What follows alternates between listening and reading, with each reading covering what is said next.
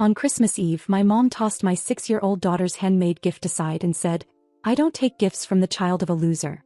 My daughter just blinked, no tears, no words. Then my son, all of 12, stood up and did this. The table went silent. No one dared to laugh. I should have trusted my gut and stayed home. But it was Christmas Eve, and guilt has a way of dressing itself up as tradition. I kept thinking maybe, just maybe, this year would be different. Maybe my mother would smile when she saw the kids, maybe she'd say something kind. Maybe she wouldn't find a way to ruin it like she always does. I told myself it was for Ava and Mason, not for me. We pulled up to her house around 6. The lights were on, the driveway was full. Her new husband's truck, my aunt's beige SUV, a car I didn't recognize, probably one of my cousins bringing whoever they were dating this month. I felt that familiar tightness in my chest, but I pushed through it. Ava had been working on her gift all week. She used a small cardboard box, glued glitter and stickers all over it, and wrote "Grandma" on top with a purple marker. Inside, she tucked in a beaded bracelet she made and a folded note that just said, "I love you," with a smiley face. She asked me to help her wrap it the night before. She even chose the wrapping paper, snowmen playing guitars. I let her. I didn't think it mattered. I should have known it would. Mason didn't bring a gift. He didn't say much at all. At 12, he's already learned that silence is safer in that house. But he watched. He always watches. Dinner was awkward from the moment we stepped inside. My mom gave me a quick hug like she was touching something cold. She told Mason he was getting tall, then turned to Ava and asked why she was wearing such a loud color. I stayed quiet. Ava just looked down at her red sweater. We ate ham, scalloped potatoes, green beans. My mom bragged about some trip she and Jim were planning. My aunt talked over her as usual. A cousin showed everyone his new watch. The kids stayed mostly quiet. I kept checking on Ava from across the table, making sure she was okay. She was nervous, clutching that little box in her lap. After dinner, while everyone was having coffee and wine, Ava got up and went to my mom. She held out the gift with both hands and smiled like her heart was about to burst. My mom looked at it, barely touched the paper, and pulled it open like she was unwrapping a used tissue. She lifted the box, opened it, looked inside. Then she laughed once, short and mean, and said loud enough for every single person in that room, "I don't take gifts from the child of a loser." I don't remember standing up. I don't remember if I gasped or froze or if my heart stopped. All I remember is Ava. She didn't cry. She didn't say a word. She blinked twice and kept holding the box out like maybe Grandma would change her mind. Like maybe she hadn't heard her right. That's when Mason stood. He walked slowly around the table, not looking at anyone. He picked up the jewelry box from where my mom had set it down like garbage. Then he looked straight at her and said, "This is why Dad left you." It was like someone flipped off the volume in the room. Everyone froze. Even the cousin's girlfriend, who hadn't said a word all night, looked up from her phone. No one said anything. No one knew what to say. Mason didn't wait for a response. He turned to Ava, handed her the box, and told her it was perfect. Then he turned and walked to the front door. Just like that. I followed. Ava followed. My coat was half on when I saw my mother's husband standing by the hallway, just watching. Not saying anything. Just watching. We didn't say goodbye. We didn't take dessert to go. We didn't owe them a thing. In the car, Ava held the box in her lap like it was something sacred. Mason stared out the window. About 5 minutes in, he said softly, "She's never gonna be different." I didn't say a word. I just drove. We stopped at a gas station on the way home and bought hot chocolate in styrofoam cups. They laughed at something the cashier said, and for a minute it felt normal again. But the truth was, I felt something shift that night. Something permanent. And by New Year's Eve, I'd made a decision. After what happened on Christmas Eve, I didn't pick up her calls. Not the next day. Not the day after. On the 27th, she sent a text. "Don't be dramatic." It was a joke. Kids are too sensitive these days. That was all she wrote. As if calling my daughter the child of a loser in front of a table full of people was something that could be brushed off with a half smirk and a blame the kid's defense. No apology. No mention of Ava. Just deflection like always. I didn't reply. I stared at it, let it sit in my stomach like something rotten, and then I blocked the number. Mason saw me do it. He didn't say anything, but I think he felt a shift too. When New Year's Eve got closer, I realized I had no desire to spend it anywhere near that side of the family. For the first time since I left my ex, I didn't want to keep up appearances. I didn't want to dress the kids up and pretend to smile while my mother quietly dismantled whatever piece we had left. So I did something I hadn't done in years. I called my dad. It felt weird at first, dialing him up like I was 15 again and needed a ride from a party. But when he picked up and heard my voice, he didn't hesitate. I asked if the kids and I could spend New Year's Eve at his place. He said he'd have to check with Dana, his wife, and then chuckled. "I'm kidding," he said. "Of course you can." We drove out to his place the next day about 2 hours west. I hadn't been out there in over a year. Last time I visited, Dana had made lasagna and taught Ava how to braid yarn dolls. Mason remembered. He asked if she still had that old popcorn machine. The second we arrived, it was like stepping into a completely different reality. Dana had made chili and cornbread. There were twinkle lights strung across the ceiling and a little craft table set up for Ava. Mason got to help my dad with the firewood, and I saw something in his face I hadn't seen in a while.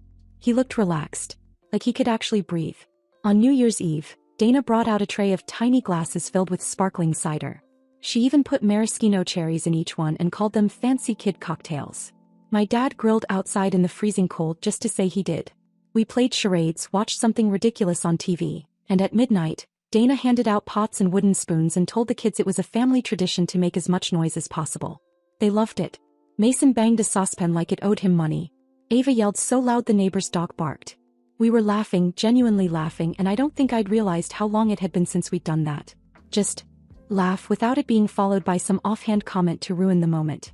After we put the kids to bed, my dad sat next to me on the couch. He said quietly, "I'm sorry for all the years I didn't see what she was doing to you." I didn't say anything. I didn't need to. That one sentence meant more than every forced holiday I'd ever spent pretending everything was fine. On the way home, Mason said that was the best New Year's ever. Ava agreed, still wearing the paper crown Dana had given her. For a minute I thought maybe the worst was over. But then on January 2nd the real storm began. A message came from a number I didn't recognize. "So now you run to your daddy when mommy doesn't clap loud enough for you? That's rich." That was my mother. No doubt about it. I didn't reply. I blocked that number too. But she wasn't done. My aunt called later that day, voice full of fake concern. She said things like, "Your mom's really hurt and she didn't mean it like that." Then she said something that sealed it. "You know how she is. You should be used to it by now." That line. Used to it. As if that made it okay. That week I started cutting ties. Not just emotionally but financially. For years I'd been helping my mom, groceries, cell phone bills, rent when she was short. I did it out of guilt, out of habit. She never thanked me. She acted like it was owed. But after what she did to Ava, I couldn't stomach another cent going towards someone who had so little kindness for her own granddaughter. So I stopped. She noticed fast. The messages turned cold, then furious. I ignored every single one. And strangely enough, Jim, her husband, didn't reach out. He didn't yell or try to guilt me. He didn't take her side. In fact, about 2 weeks later he did something no one else did. He called me. And what he said changed everything. When Jim's name lit up on my phone, I almost didn't answer. It was late, the kids were in bed, and I was halfway through folding a mountain of laundry. I stared at the screen like it was a trick. He had never called me before. Not even once. In 6 years of him being married to my mom, we'd exchanged maybe 20 words total. Usually about where to set the dishes or whether Mason liked football. He called again 2 minutes later. I answered. There was this long pause at the beginning, just air between us. Then he finally said he was sorry. Not on her behalf, he didn't speak for her. He said he was sorry for not saying anything at the table that night. He said he saw Ava's face and it had stayed with him. Said he kept waking up at night thinking about that moment. The way she just stood there. I waited for the catch. For the part where he'd ask me to let it go, to bring the kids by, to try and make peace for the sake of the family. But he didn't. Instead he said she went too far. And I should have stopped her. He said it again, slower, like he meant every word. It was the first time anyone from that side of the family acknowledged it out loud. I didn't know how to respond. I just told him Ava was doing okay and that Mason was still angry. He said he didn't blame him. Then he said something strange. Something that stuck with me. I don't always agree with how she treats people, but I've gotten used to keeping quiet. That sentence landed hard. It explained more than he probably meant it to. We ended the call not long after that. It was polite. Pause. But I couldn't shake the feeling that something was unraveling in his world too, just not in the way I expected. After that, I started hearing from him occasionally. Not often, just small texts asking how the kids were, if Ava liked books or puzzles, if Mason had a favorite sport. Nothing pushy. No pressure. It was strange at first, but not unwelcome. He was the only one from that side who hadn't treated Ava's birthday like it didn't exist. Because that's what happened. January 17th came. Her 7th birthday. We had a party, just the three of us. I made cupcakes with rainbow frosting and let her decorate the kitchen with construction paper hearts and stars. Mason gave her a handmade card that said, "You're the best sister ever," in huge block letters. We laughed, we danced, we played her favorite music. But I saw her keep glancing at the front door. Around noon she finally asked me, gently, if maybe Grandma had the wrong date. I told her no. She asked if Grandma was sick. I told her no again. She didn't ask anything after that. Just sat on the floor and started opening her presents. Quietly, carefully. Mason watched her the whole time, jaw tight. That night after she went to sleep, I cried in the laundry room. Not for me, for her. For the way she kept trying to find a reason to believe it wasn't intentional. 2 days later, Nicole, my cousin, sent me a message. Your mom told Aunt Sandra she skipped Ava's birthday to teach you a lesson. She said, Tracy wants to cut me off? Fine. Let's see how she does without me. I stared at the message for a long time. It wasn't surprising. Not really. But hearing it from someone else, seeing it spelled out like that, made it real in a new way. She had punished a 7-year-old child to get back at me. That was when I decided we were done for good. No more chances. No more explanations to the kids. No more guilt about saying no. 3 days later, Jim showed up at our door. He hadn't texted or called ahead. He just knocked holding a small gift bag and a card. Ava answered. She blinked in surprise and looked back at me. I nodded. He stepped just inside, said happy birthday, and handed her the bag. Inside was a plush unicorn with glittery hooves and a card that said, to Ava from Jim, because you matter. She hugged it, said thank you, then just stood there holding it like it was the only thing keeping her grounded. Jim didn't stay. He said he didn't want to cause problems, just wanted her to know someone remembered. As he turned to leave, he paused in the doorway. Would you mind if I came by sometime? Just to talk? I said maybe. I didn't know what he meant. Maybe he just needed to vent, like a man finally seeing through the fog. I had no clue what he was actually planning to tell me. And when he did, it changed everything. Jim texted first, asked if we could talk. He said he didn't want to come in if it made things uncomfortable, he just wanted a few minutes. I said fine. I didn't feel threatened by him. He'd always been mild-mannered, forgettable in a quiet kind of way, and up until recently, completely uninvolved. The kids were at their cousin's for a sleepover, so I figured it was as good a time as any to get the air cleared. He showed up wearing a jacket too thin for the cold, holding a coffee in a convenience store cup. He looked nervous. I let him in and sat down at the kitchen table. I kept it casual, didn't offer him coffee, didn't ask how he was doing. He sat, then went quiet. Looked around the kitchen like he was seeing it for the first time. I waited. Then he started talking. It wasn't what I expected. He told me that things between him and my mom had been getting worse for a while. That the night we left Christmas Eve, she didn't speak to him for almost 48 hours. She blamed him for letting me embarrass her. She accused him of being soft. And when he suggested she apologize to Ava, she snapped. Said I was raising my daughter to be weak. That girls like that grow up to be problems. His voice cracked a little when he repeated that part. I believed him. I could picture her saying it. He said he knew something was off for years, but he'd convinced himself it was just her way. But Christmas Eve shook him. And watching me walk out with both kids, without yelling, without losing my temper, he said that did something to him. I thought I understood what he meant. That maybe he was realizing the relationship he was in wasn't what he wanted. That maybe he wanted to leave. I assumed this was him trying to build a bridge to say he was done enabling her. I thought it was about guilt. It wasn't. What he said next caught me completely off guard. He looked me in the eye and said, I think I admire you more than I ever admired her. And sometimes I wonder what life would be like if I had ended up with someone like you. I blinked. At first I wasn't sure I heard him right. I asked what he meant. He didn't hesitate. You're strong. You take care of your kids without leaning on anyone. You don't let people walk all over you even when it costs you everything. It's rare. I felt my whole body tense. He kept going too quickly. Said that he knew it sounded crazy, but he'd never felt seen in his marriage. That my mom made him feel small. And being around me, seeing how I parent, how I handle things, it reminded him that there are women who don't use cruelty as a weapon. He said he didn't expect anything. He just wanted to be honest. Then he said it. The thing that made my skin crawl. If I had met you before her, I think my life would have turned out better. I stood up. He did too, immediately said he was sorry that he'd overstepped. That he wasn't trying to make things weird. He promised he'd never bring it up again. I told him to leave. He nodded, said he understood, and walked out without another word. I locked the door behind him and just stood there. For a long time. Processing. This man, my mother's husband, had just sat in my kitchen and implied he wished he were with me instead. Not in some vague what-if kind of way. He said it outright. And the part that disturbed me most was how sincere he seemed. Like this wasn't just a moment of weakness. It was something he'd thought about. I didn't tell the kids. I didn't tell anyone. But that night I blocked his number. I wasn't scared of him, but I felt like a boundary had been crossed that couldn't be uncrossed. And whatever fragile connection I had to that side of the family, even through him, was officially over. The next morning I called my dad. I asked him if the offer to come to Raleigh still stood. He said yes before I even finished the sentence. I told him I was ready. It was time to start over. Somewhere new. Somewhere clean. And this time I was leaving everything behind. We moved on the last Saturday of February. The day was cold but dry, one of those rare southern mornings where the sky hangs low but doesn't cry.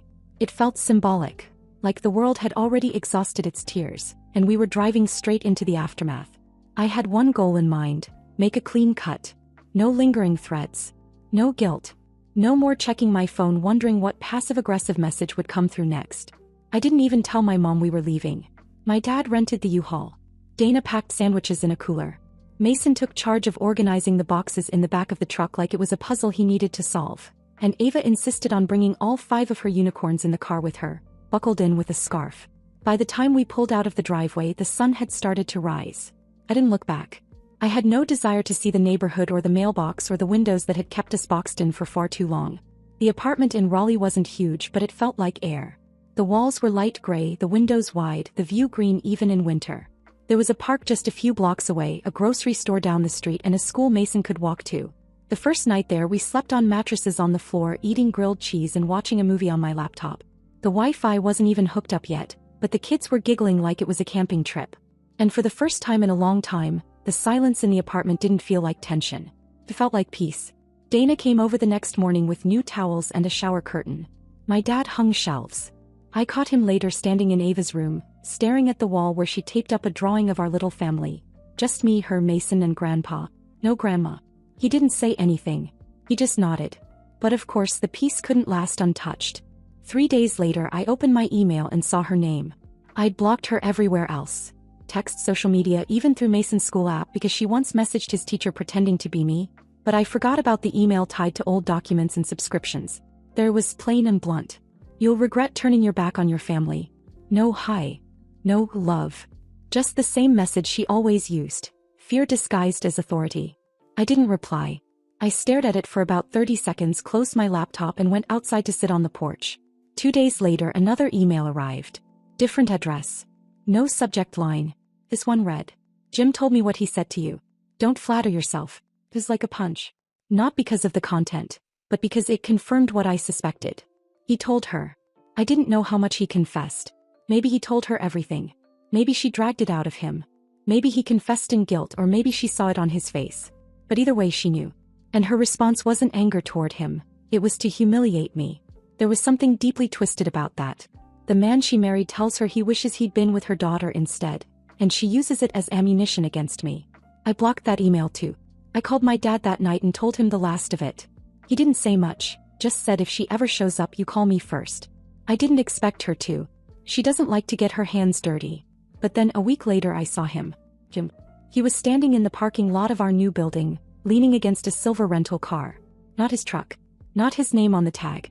He hadn't texted, hadn't emailed, hadn't called. Just appeared. I stood at the kitchen window and watched him. He didn't move. Just stood there. Like he was waiting to be invited. My stomach turned. Mason was in the living room playing a game. Ava was at school. I didn't tell him. I didn't move. I just watched the clock. 21 minutes later he got back in the car and left. I didn't hear from him after that. Not a text. Not a note. Nothing. But that visit, silent as it was louder than any of his words. He didn't come for an apology. He didn't come to talk. He just came to see me. Or maybe just to see if I would come to him. I didn't. I had already decided something weeks ago and I held to it now. I was no longer someone people could circle back to. I wasn't a safe zone for other people's guilt. That night, I poured myself a glass of wine, sat on the balcony and watched the streetlights flicker on. Mason came out and sat next to me. He didn't ask why I looked tired. He just handed me one of the cookies Dana had dropped off earlier and leaned against my shoulder. Neither of us spoke. And in that silence I felt something shift. Not fear. Not sadness. Power. Spring came fast in Raleigh. The air softened, windows stayed open longer, and Ava started leaving her shoes on the porch instead of by the door. The apartment slowly turned into a home, not all at once but in bits and pieces. A vase from Dana, a crooked bookshelf Mason insisted on building himself, Ava's art taped on the fridge. The life we had before started to feel like a story I'd read once and barely remembered. I didn't unblock anyone. Not my mother. Not the aunts or cousins who once decided she didn't mean it was a valid excuse. Not Jim. Especially not Jim. But that didn't mean they were done with me. In April, Ava's school hosted a spring concert. She was singing a short solo and she'd been practicing it for weeks. She asked if she could invite Grandpa and Dana. I said yes. They came early, brought flowers, and clapped like she was on Broadway. Ava beamed. When we were walking back to the car, Mason tugged my sleeve. "There's someone watching us," he whispered. I followed his eyes. There, parked across the street in a car I didn't recognize, was Jim. Window cracked. Sunglasses on. Just sitting there. I didn't say anything. I put my arm around Ava and kept walking. I didn't need a scene. I didn't need him. Later that night I got an email. A U one. Different address again. I miss them. Just let me say hi. I won't cause trouble. You know I'm not like her. I deleted it without reading the rest. That was the last I heard from him. It was around that time I started therapy, not for the kids but for me. I realized I'd been so focused on protecting them, I hadn't fully dealt with what growing up under her control had done to me. I told the therapist things I hadn't told anyone. About the way my mom used money to trap me. About the way she twisted love into guilt. About how long I lived thinking I owed her something just for existing. The therapist asked me what I wanted now. I said peace. I didn't want revenge. I didn't want a dramatic reunion or some late-life apology soaked in self-pity. I wanted mornings that didn't start with dread. I wanted my daughter to grow up never wondering if she was hard to love. I wanted my son to keep that quiet strength without having to carry the weight of a war he didn't start. So I stayed quiet. I never responded to my mother again.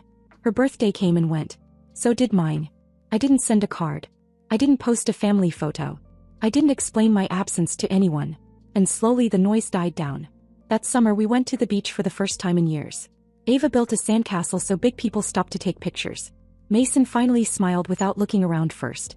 And I sat under the sun thinking, this is what a real life feels like. Not perfect, but free. I don't know where Jim is now. I don't care.